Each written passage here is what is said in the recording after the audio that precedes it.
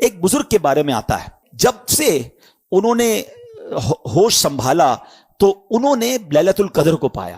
انہوں نے اپنی زندگی کا ایک تجربہ بیان کیا ہے. اٹس ناٹ کمپلسری، مگر یہ بھی ایکسپیرینس ہمارے سامنے آ جائے کہ وہ فرماتے ہیں، حضرت شیخ ابو الحسن شاذلی رحمت اللہ تعالی علیہ، وہ کیا فرماتے ہیں کہ جب کبھی اتوار یا بدھ کو پہلا روزہ ہوا تو 29ویں شب، اگر پیر کو پہلا روزہ ہوا تو 21ویں شب، اگر پہلا روزہ منگل یا جمعے کو ہوا تو 27ویں شب، اور اگر پہلا روزہ جمعرات کو ہوا تو 25ویں شب، اور اگر پہلا روزہ ہفتے کو ہوا تو میں نے 23ویں شب کو شب قدر پایا. اچھا، بہت بڑے بڑے علماء، امام اعظم ابو حنیفہ بھی اور غوث اعظم کا بھی ایک قول ملتا ہے، بڑے بڑے علماء کا ماننا یہ ہے کہ 27ویں شب قدر ہے. اس میں ایک بڑا اسٹرانگ اشارہ ہے.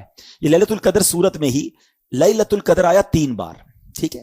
انا انزلناہ فی لیلۃ القدر وما ادراک ما لیلۃ القدر لیلۃ القدر خیر من الف شہر. کتنی بار آیا؟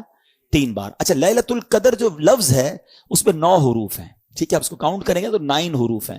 9 ملٹیپلائی بائی 3 27. تو کچھ علماء کہتے ہیں یہ اشارہ ہے کہ 27ویں رات جو ہے وہ شب قدر ہے. بہرحال یہ ساری باتیں کرنے کا مقصد یہ ہے کہ اس رات کو سمجھیے، اور ان 5 راتوں میں ہم نے انشاءاللہ عبادت کرنی ہے. اور اس رات کی کچھ علامتیں بھی بیان کی. دیکھیں نبی پاک نے کتنا بڑا احسان کیا کہ بہت ساری ہمیں نشانیاں بھی بتا دی. اس رات کے سمٹمز کیا ہیں؟ فرمایا کہ حضرت عبادہ بن صامت رضی اللہ تعالیٰ عنہ نے بارگاہ رسالت میں شب قدر کے بارے میں سوال کیا تو پیارے آقا نے فرمایا کہ شب قدر رمضان کی آخری طاق راتوں، آخری عشرے کی طاق راتوں 21 23 25 27 یا 29 میں سے تلاش کرے. اور پھر فرمایا جو اس میں اس رات کی علامتیں کیا ہیں کہ وہ مبارک کھلی ہوئی شب ہوگی. جب شب قدر ہوگی نا، وہ رات بادل نہیں ہوں گے، آسمان پر کلیئر ہوگا وہ آسمان. اچھا، نہ زیادہ گرمی ہوگی اس رات، نہ زیادہ سردی ہوگی، بلکہ یہ رات معتدل یعنی موڈریٹ ہوگی. اس میں چاند کھلا ہوا ہوگا.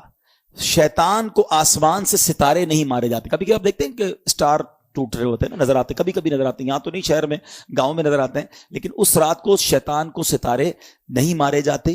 اور یہ بھی بتایا کہ اس رات کے بعد جو صبح آتی ہے، اس رات یعنی صبح جو سورج نکلتا ہے وہ بغیر شعاؤں کے طلوع ہوتا ہے. یعنی سورج ایسے نکلتا ہے جیسے 14ویں رات کا چاند ہوتا ہے. تو جو لیلۃ القدر کے بعد کی صبح ہوتی ہے، اس سورج کی بھی یہ نشانی فرمائی گئی. اور بعض علماء یہ بھی فرماتے ہیں کہ اس رات جو ہے سمندر کا پانی میٹھا ہو جاتا ہے. اچھا، یہ ساری نشانیاں تو بیان ہوئی روایتوں میں، کتابوں میں، احادیث میں. ضروری نہیں کہ ہر نشانی ہم دیکھ سکیں. وہ آنکھ بھی تو چاہیے نا. آنکھ والا تیرے جوبن کا تماشا دیکھے، آنکھ والا تیرے جوبن کا تماشا دیکھے، دیدائے کور کو کیا آئے نظر کیا دیکھے. تو بہرحال یہ علامتیں بھی بیان ہوئیں. تو ہمیں انشاءاللہ، میں بھی نیت کرتا ہوں، آپ بھی نیت کریں کہ انشاءاللہ یہ 5 راتیں ہم خوب عبادت میں گزاریں گے.